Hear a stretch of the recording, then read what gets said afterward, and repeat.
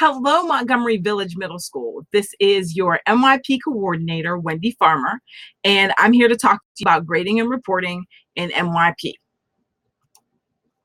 At the end of this presentation, you'll be able to translate an MYP performance level to an MCPS grade, and you'll be able to enter MYP performance levels into Pinnacle Gradebook.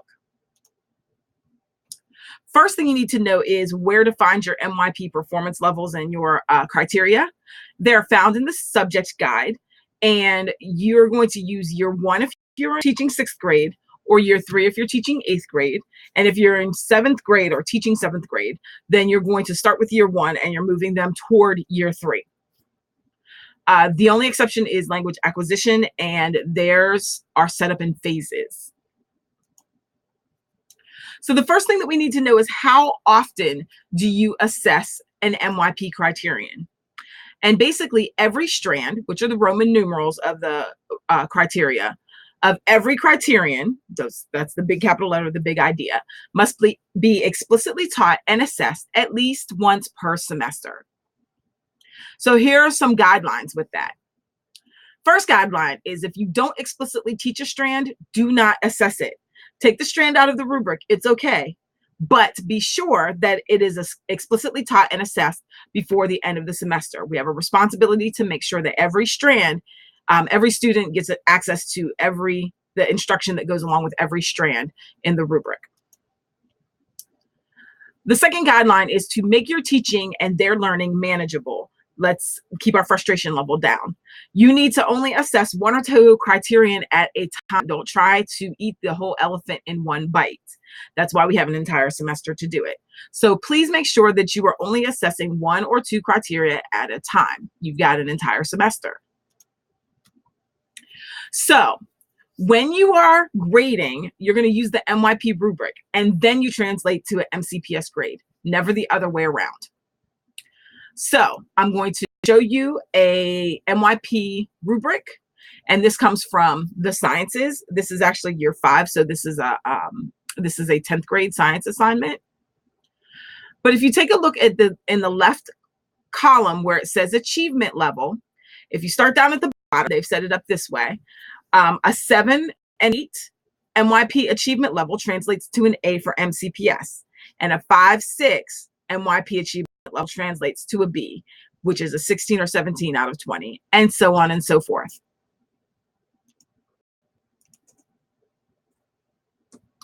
There is no firm guideline on how MYP grades translate to MCPS grades. We could do it by letter grade, we could do it by points, we could do it by percentage. What we do need to do is make sure that we are consistent. So it needs to be either a department level decision or a school-wide decision. The next thing that you need to do is you need to document their level of achievement. So both the MYP level of achievement and the MCPS grade need to be recorded in Pinnacle. The MCPS grade is going to be recorded the same way that we've always recorded MCPS grades. But the MYP level of achievement requires a few extra steps. So you're going to follow these steps that I show you in the next set of slides. If you notice in this slide, the MCPS assignment is already set up. So we have the title of the assignment, we have the category, we have the date assigned and the date that it's due, we have the max value, and we have the weight. All of this looks the same, except in MYP schools, there is a tab that says MYP criterion. You're going to click that tab, and what you'll see next is you will see the 4 criterion for your subject area. In this case, this is language and literature. So you see analyzing, organizing, producing text, and using language. What you're going to do is you're going to click on the criterion that you're addressing in this particular assessment, the 1 or 2 criteria. In this case, that assignment was assessing analyzing, and then you click add.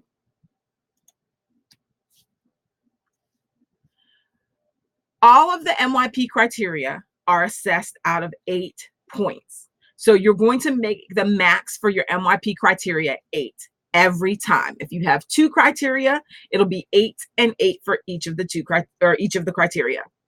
Then you're going to hit save. Once you hit save and then you go back to your gradebook view, you're going to see that there's a plus sign next to your assignment.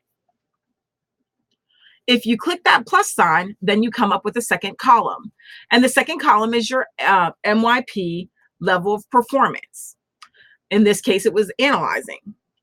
So you have your MCPS grade, which is out of 10 points, and then you have your MYP criteria.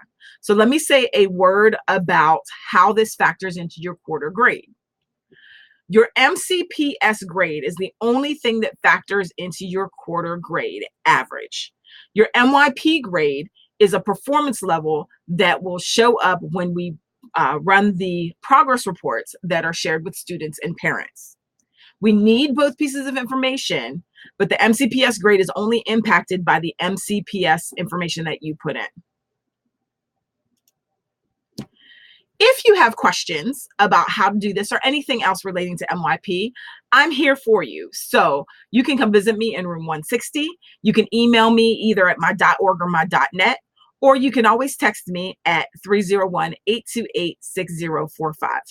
I hope that this presentation was helpful, and if it wasn't, please let me know. I love feedback. Thank you.